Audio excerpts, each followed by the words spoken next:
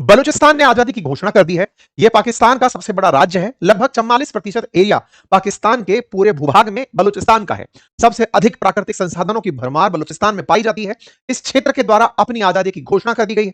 आजादी की घोषणा के साथ साथ अपडेट दिया गया है कि इस क्षेत्र में 85% भूभाग पर बलूचिस्तान का ही कंट्रोल है और जो पाकिस्तान की सेना और पाकिस्तान की तरफ से जो भी यहां पर आक्रांता आए हुए हैं वो 15% भाग पर हैं। ऐसे अनाउंसमेंट के तुरंत बाद चाइना के द्वारा जो यहां पर संचालित की जा रही एक माइन थी जो बिल्कुल इस टिप पर थी, उसे बंद करने का भी अनाउंसमेंट आ गया है। क्या है इस बात के मायने, क्योंकि हेडलाइंस बन चुकी हैं कि बलूचिस्तान डिक्लेयर्स इंडिपेंडेंस। आज के सत्र में इसका डिस्कशन करेंगे। क्या ये इंडिपेंडेंस के मायने इतने हैं कि पूरी दुनिया जो इस समय अमेरिका ईरान की वॉर को, रशिया यूक्रेन को, गाजा इजराइल को देख रही है, वो बलूचिस्तान पर फोकस करने लगेगी, या फिर बलूचिस्तान का ये एक कोई टेंटम है जिसके थ्रू दुनिया का ध्यान वो आकर्षित करते हैं। ये बात इसलिए क्योंकि बलोच लोगों के द्वारा अपना राष्ट्रगान, अपनी आइडेंटिटी, अपना पहचान चिन्ह, वो सब चीज डिक्लेयर की गई हैं। कौन सी बातें हैं आज के सत्र में डिस्कस करेंगे। और बार बार ये बलोच क्यों आकर के अपनी पहचान के लिए कुछ ना कुछ ऐसा हथकंडा अपनाते हैं, बलोच का पूरा इतिहास क्या है, और पश्तून भी अब पाकिस्तान में पाकिस्तान से अलग होने की कवायद कर रहे हैं, इसके मायने क्या है। क्या पाकिस्तान आने वाले समय में एक राज्य मात्र रह जाएगा, यानी कि केवल एक पंजाब ही बच जाएगा पाकिस्तान के अंदर,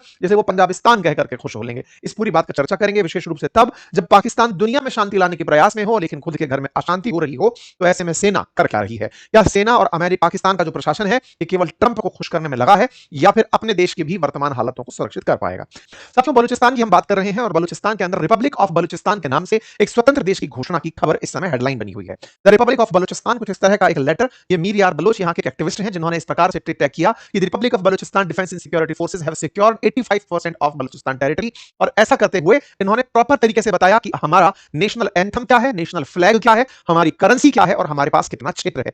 इन्होंने बकायदा यह भी बताया कि बलूचिस्तान के कंट्रोल में गोल्ड और कॉपर माइंस हैं, 150 से ज्यादा एक्टिव गैस फील्ड्स हैं, 1200 से ज्यादा ऑपरेशनल कोल माइंस हैं जो इस समय बलूचिस्तान के कंट्रोल में है। हालांकि इनके पास कोई fighter jet, helicopter, tank, missile, heavy artillery नहीं है, लेकिन 5 लाख से अधिक ऐसे कार्यकर्ता हैं जो बलूचिस्तान की आर्मी, मिलिट्री, नेवी इसमें शामिल हो चुके हैं और वो पाकिस्तान को 2026 के अंत तक बलूचिस्तान से पूरी तरह बाहर निकाल देंगे। और साथ ही साथ इन्होंने बलूचिस्तान के साथ साथ पश्तून्स का भी शामिल होना क्लेम किया है कि ये भी पाकिस्तान से अलग हो जाएंगे। यानी कुल मिलाकर के बलूचिस्तान ने खुद की 13 जुलाई 2026 को स्वतंत्रता की घोषणा कर दी है और इस प्रकार से मां चुकाइन बलूचानी इस गीत को अपना नेशनल एंथम घोषित कर दिया है। क्या किसी देश की स्वतंत्रता के बाद संयुक्त राष्ट्र के द्वारा मान्यता की जरूरत होती है? जवाब है हाँ।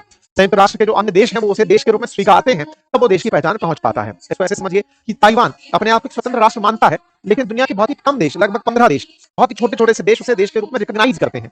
इसका मतलब आप अपने आप को देश माने, लेकिन अंतरराष्ट्रीय स्तर पर कोई आपके साथ डिप्लोमेटिक रिलेशन रखता है या नहीं, इससे आपका देश होना स्थापित होता है। तो क्या बलूचिस्तान को अंतरराष्ट्रीय स्तर पर किसी ने भी देश के रूप में रिकॉग्नाइज किया है? तो अभी का जवाब है नहीं, अभी तक किसी ने नहीं किया है। हालांकि बलोच लोगों का मानना है कि वो अपनी आइडेंटिटी जैसे अफगानिस्तान लेकर चल रहा है ऐसे ही लेकर चलेंगे, धीरे धीरे लोग मान ही लेंगे। बाकायदा रेवोल्यूशनरी गीत गाए जा रहे हैं, नेशनल एंथम, पासपोर्ट की इमेजेस सोशल मीडिया पर साझा की जा रही है और कहा जा रहा है कि जब बलूचिस्तान एग्जिस्ट करने लगेगा तो पाकिस्तान कुछ इतना सा दिखने लगेगा। ये बात बलोच लोगों के द्वारा निकाली जा रही है। तो अब अल्टीमेटली बलूचिस्तान का, जिसका क्षेत्रफल पाकिस्तान में लगभग 44% है, इसकी कहानी क्या है, क्यों ये आए साल, क्योंकि पिछले साल भी इन्होंने ऐसे ही स्वतंत्रता की घोषणा कर दी थी, हर बार ऐसा क्यों करता है, क्या इसका इतिहास है? पाकिस्तान का हिस्सा जो बलूचिस्तान है ये कभी तो भारत का हिस्सा भी रहा होगा, क्योंकि भारत 1947 में जब अंग्रेजों से आजाद हुआ उसी समय पाकिस्तान का निर्माण हुआ, तो ये बलूचिस्तान पाकिस्तान के साथ चला गया।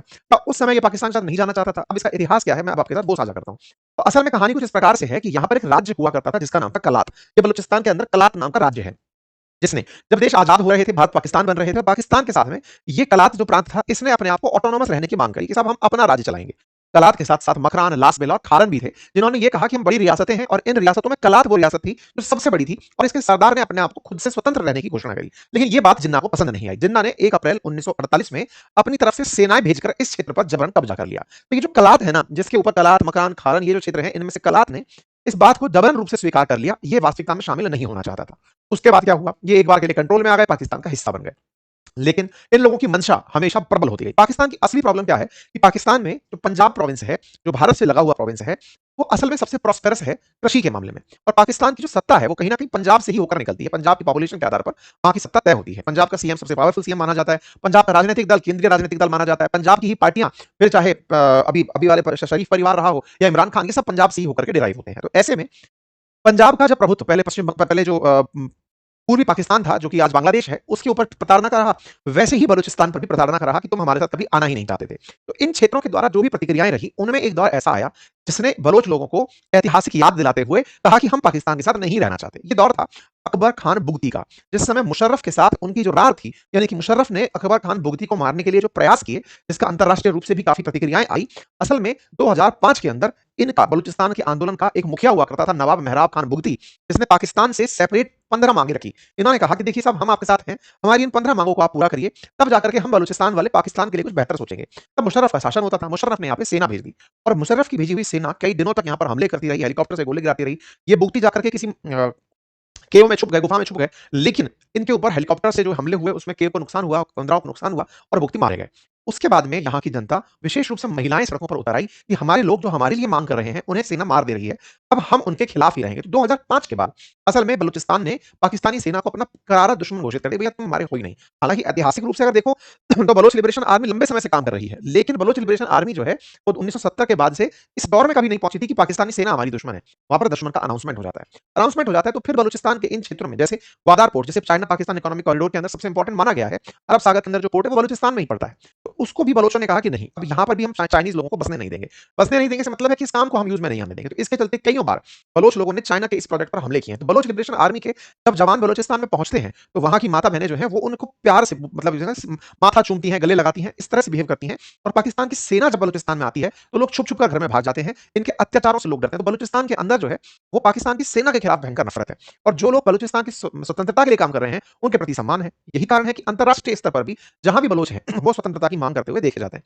और इसी के चलते बलोच लिबरेशन आर्मी का जो हौसला है वो बहुत बुलंद है। वो चाइना का जितना इन्वेस्टमेंट है या कोई भी विदेशी निवेश इस क्षेत्र में आना चाहता है उसको निशाना बनाने लगते हैं। अब आप कहेंगे कि इसमें ऐसा है क्या? तो असल में इनके पास में बहुत सारे, जैसे ग्वादार पोर्ट एक इंपॉर्टेंट पोर्ट है, मेजर माउंटेन्स हैं, क्वेटा है, कोस्ट लाइन है, बहुत सारा माइंस यहाँ पर है। मतलब आप ऐसे समझकर चलिए कि पाकिस्तान का 44% क्षेत्रफल यहाँ है।